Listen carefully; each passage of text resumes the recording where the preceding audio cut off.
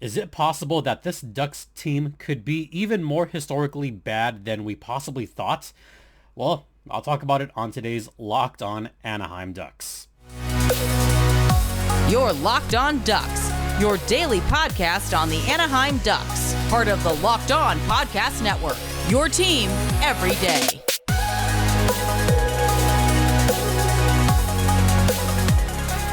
Well, yeah. Hi, everyone. Welcome to Locked On Anaheim Ducks, part of the Locked On Podcast Network. I'm your host, Jason JD Hernandez. I've been covering hockey for over a decade. And don't forget, this podcast is free and available across all platforms, including Stitcher, Spotify, Odyssey, etc. You could follow me on Twitter at StimpyJD. And the show's Twitter is at LO_Ducks. Look, I've been covering hockey for a while. I've covered some bad hockey. This is up there, even including minor leagues. And this even dates back to ECHL days, the Long Beach Ice Dogs had some bad hockey. The Ontario Reign in their lean years had some bad hockey. Even the Las Vegas Wranglers, they had some bad hockey. And I'll even go even further back. The San Francisco Bulls, that was some pretty awful hockey. But this Ducks team, oh boy, this ranks up there. Before I get into all that, this will again be a shorter episode. Voice still not 100%. We'll only have goals Thursday after this, and then we'll be done for the week. And I'll try to start off jokingly by saying, if you're a Ducks fan, bless you. Bless you for sticking with this team, and bless you for sticking on for this podcast.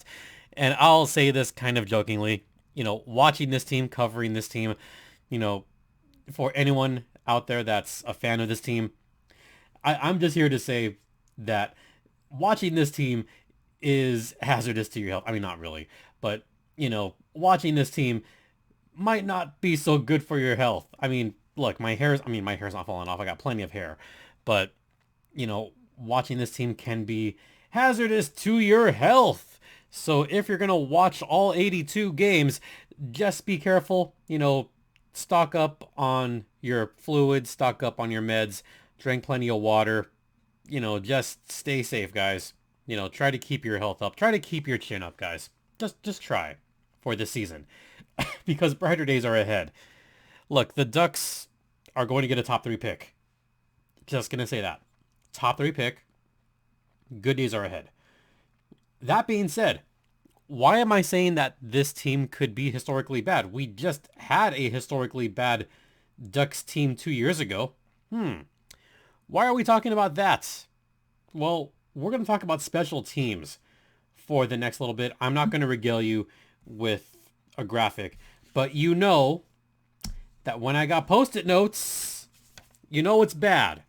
It's bad when I bust out the Post-it notes. So I'm going to put this one off to the side right here.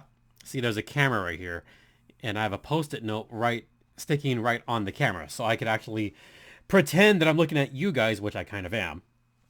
But also just talk about, some of the horrible things that's been going on with the Ducks. First off, I want to reiterate that the special teams has been nothing short of abysmal over pretty much the last 4 seasons since Dallas Eakins took over as coach. And we can look no further than 2 years ago. So why am I talking about that? Why am I going back to 2 years ago? That's because that was the worst penalty kill in franchise history. Before we get into the past, let's look at where the Ducks are now. They have a 15.2 power play percentage, which is not the worst in the National Hockey League right now. No, it's 30th.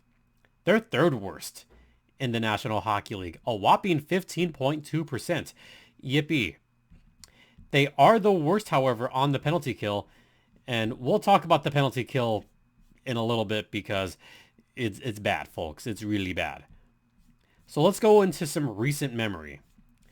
2 years ago, remember I talked about how bad that penalty kill was, and I felt like a broken record back then that the Ducks couldn't get a power play goal, and it was just bad all over. Remember they had that long streak where the Ducks didn't score a power play goal, and they were the last team to score one.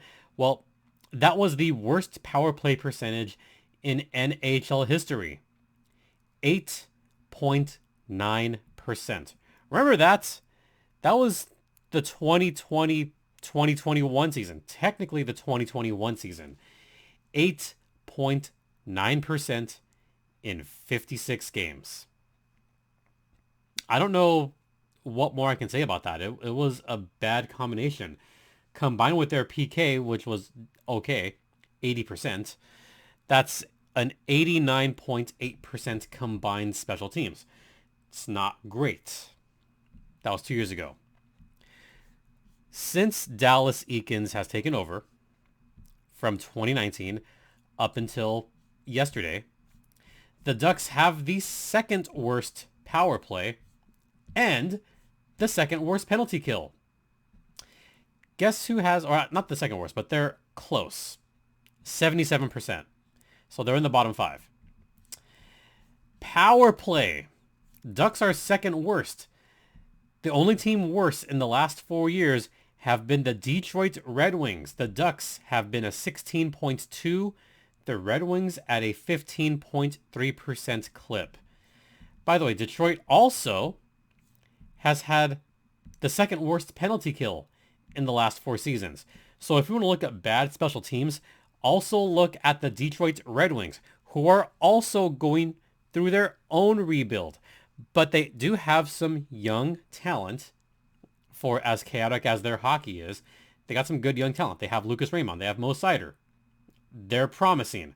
The Ducks have young talent.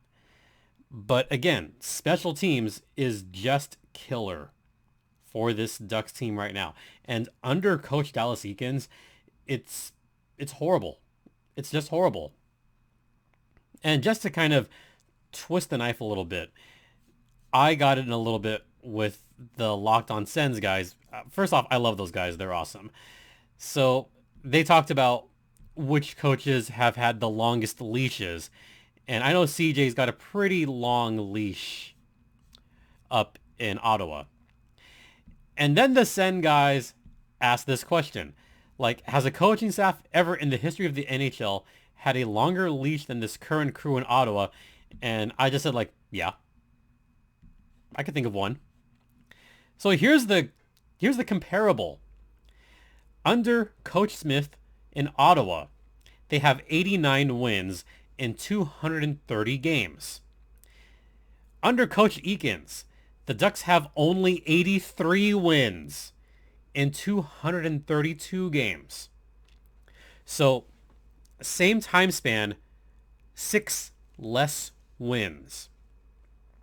Yeah, I would say Coach Eakins has a very long leash right now, and he's probably going to stick around for the rest of this season.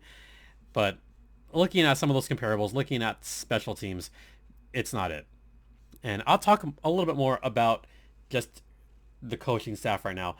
But second segment, I'm going to talk about all the historical numbers, busting out more of the post-it notes. Final segment, I'll wrap it all up talking about the current coaching staff.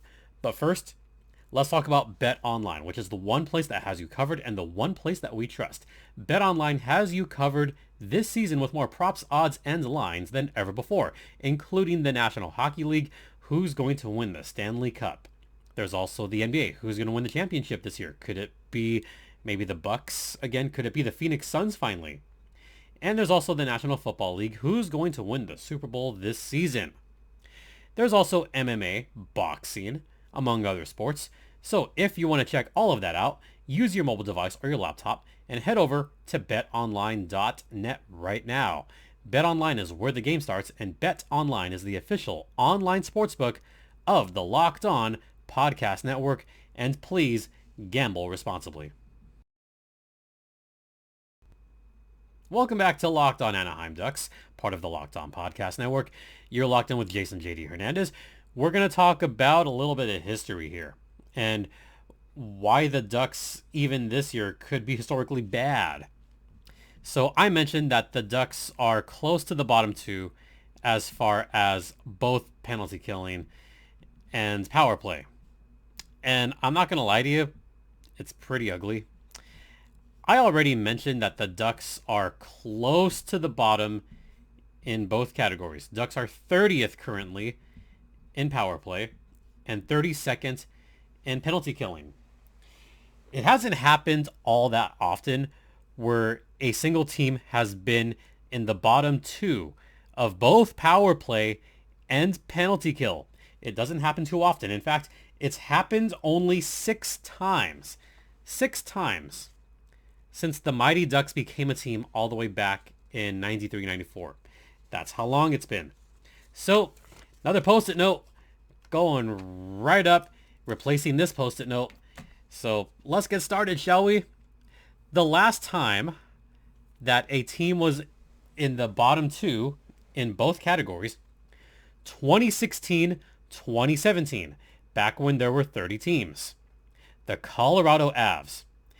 Now, again, no one remembers those bad Colorado teams because look what they have now. Those Colorado teams were abysmal. And 2016-17 was definitely one of the worst ones. They had one of the worst records in the entire National Hockey League. They were number 30 in power play percentage with 12.6%. That was bad. Their penalty kill, number 29, second to worst, 73.9%. That's a combined 86.5%. And just to harp a little bit more about that Colorado Avs team, that was a team that needed to be that bad in order to make some improvements and do something worth a damn in the draft. Yeah. I'll go back even further. The last time that a team was league last in both categories, the 2014-15 Buffalo Sabres. That Sabres team was 30th in power play percentage, 13.4%, 30th in penalty killing, 75.1%, combined 88.5%. That team, to say the least, had some, how can I put this delicately? There were some stinkers on that team. Going back to 2015, that team had as their scoring leader Tyler Ennis. Oh. Also, Matt Molson was on that team. He was second in points with 41. Also on that team was some guy named Marcus Foligno, some guy named Rasmus Ristolainen, who was only 20 back then. Oh yeah, some other guy that you guys might be familiar with.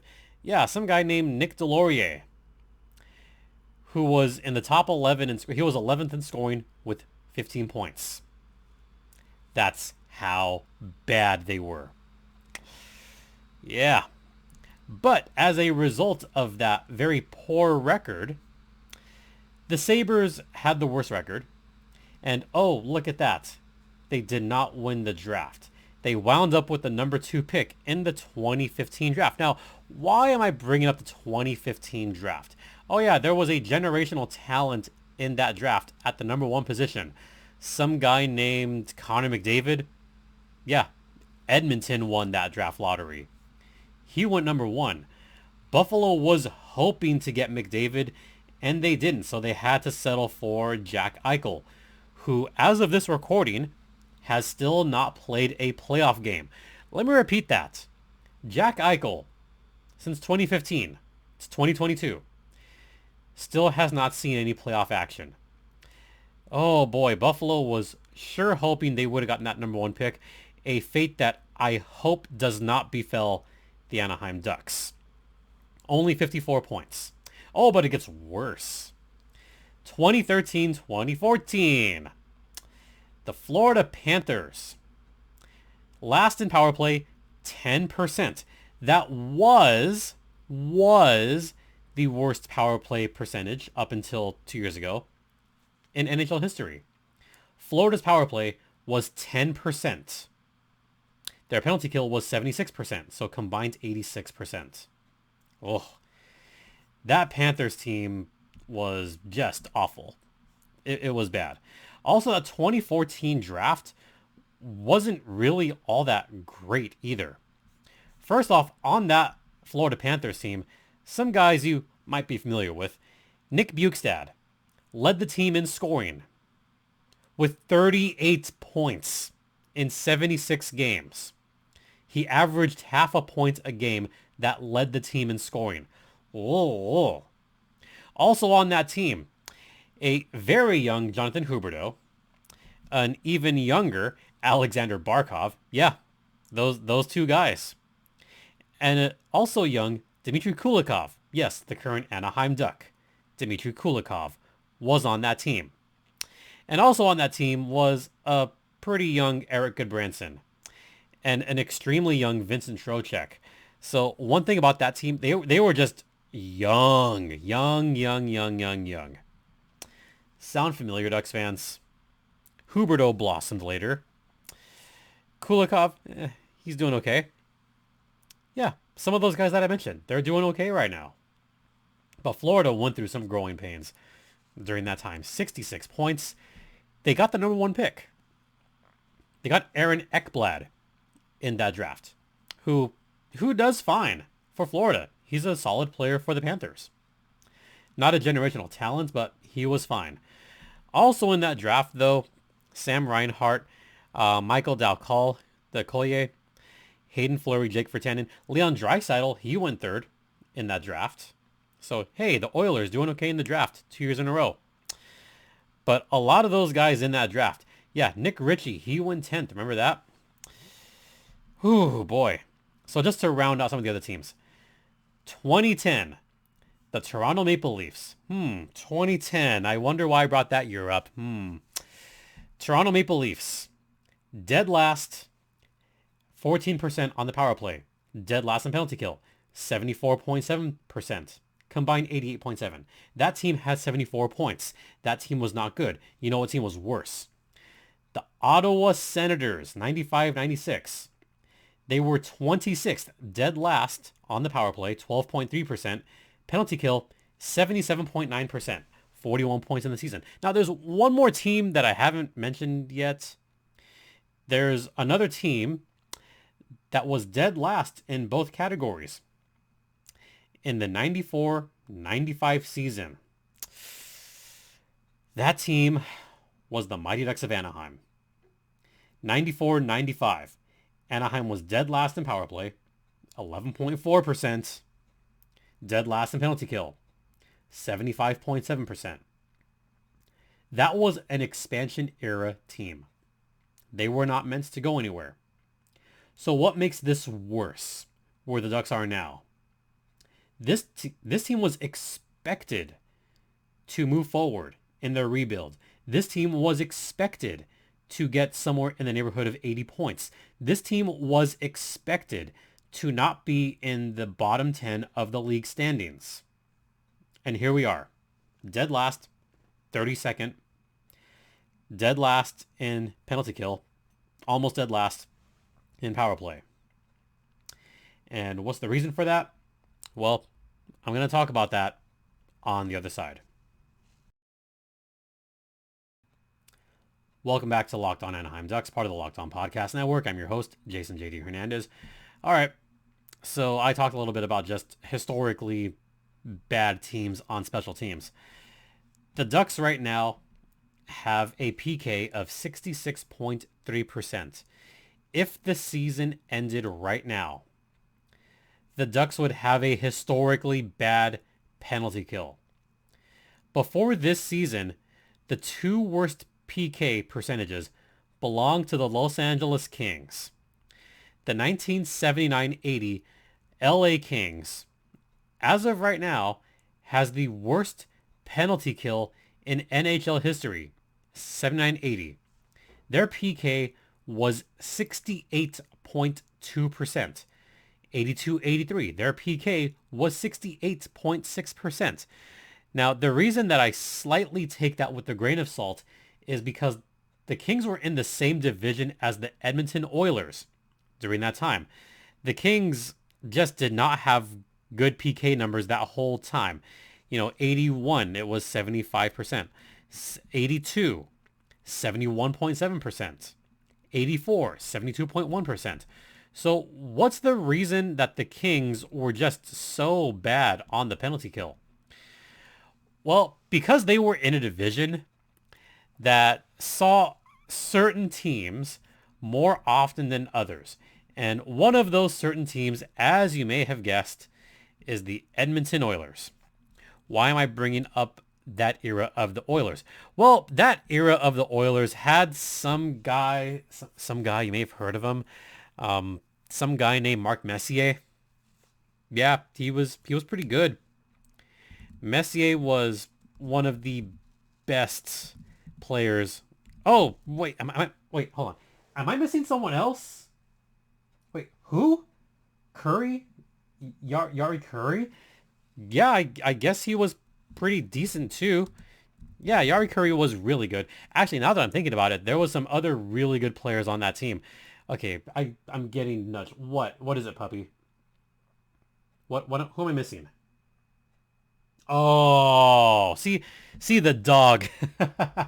See, even the dog knows. You know I'm kind of kidding, folks, but even the dog knows there's a certain player on there that was really, really good. Some guy that you may have heard of. His name is Wayne Gretzky. Imagine having all of those guys on your team. Imagine, if you will, just being in that same division as the Oilers, the Flames, the Canucks, and the Jets. Now, the Jets were, back then, the Canucks were okay. The Flames had some pretty good players on those rosters. They had some guy named Lanny McDonald, who was just terrific on the power play. And another guy named Kent Nilsson, who was also just as good on the power play. And then there's the Edmonton Oilers, who was usually at the top of the standings in the Smythe division. And the Oilers, I mean, listen to some of these names on the power play they had. Wayne Gretzky, Yari Curry, Mark Messier, Glenn Anderson, Paul Coffey, Ken Linsman. Oh, boy. Charlie Huddy. Good Lord. There's some Hall of Fame talent. Actually, I just mentioned 5 Hall of Famers. Oh, and also Kevin Lowe, who's another Hall of Famer. So when you have a power play unit with 5 Hall of Famers, when your PP1 is Gretzky, Messier, Anderson, Curry, and Coffey, what? How do you stop that? Seriously, how do you stop that? That would be like if the current Oilers had McDavid, Draisaitl, and 3 other future Hall of Famers. That's what the Kings dealt with back then. So what's the Ducks' excuse right now? I don't see them facing any team. First off, I don't see them facing any team a dozen times per season, except for that 2021 season. That explains a little bit. But right now, the most they're seeing any one given team is 4 times. So what makes this Ducks team potentially worse historically than those LA Kings teams? First off, personnel. The Ducks just do not have the personnel on the ice to make up for all those losses. They just don't. Jamie Drysdale, out. John Klingberg, not a big defensive kind of guy. You have Kulikov. You have Shattenkirk. You have Fowler. You had Manson. They just don't have the defensive personnel. So how did we get here? We got here because of former GM Murray. Bargain Bob Murray made some moves that were questionable at best. At best, it was questionable. A lot of those guys are not great on special teams that he picked up. And Pat Verbeek having to pick up the pieces is a very, very tall task and a huge ask for any GM, much less Pat Verbeek. He knows that this is growing pains for the Ducks. He realizes that. So part of it was former GM, current GM trying to do his best. So where else can you pin the blame? I've pretty much alluded to where the blame can go. I talked about that comparables as far as who has a long leash. And you all know where I'm going with this. Dallas Eakins is on the final year of his contract. I think everybody's just waiting for the Ducks to, get their new hire. Yeah. I'm saying it without actually saying it. But you know where I'm going with this. You absolutely know where I'm going with this. All right. That's going to do it for today's podcast. I hope you learned something. And hey, you know what? Brighter days are ahead. That's all I'm going to say. Don't forget, this podcast is free and available across all platforms, including Stitcher, Spotify, Odyssey. You could follow me on Twitter at StimpyJD. The show's Twitter is at @LO_Ducks. Once again, thank you all so much for your continued support. It is greatly, greatly appreciated. For Locked On Anaheim Ducks, I'm Jason JD Hernandez saying have a great rest of the evening. Please continue to be safe out there. Be kind to one another. And Ducks fly together.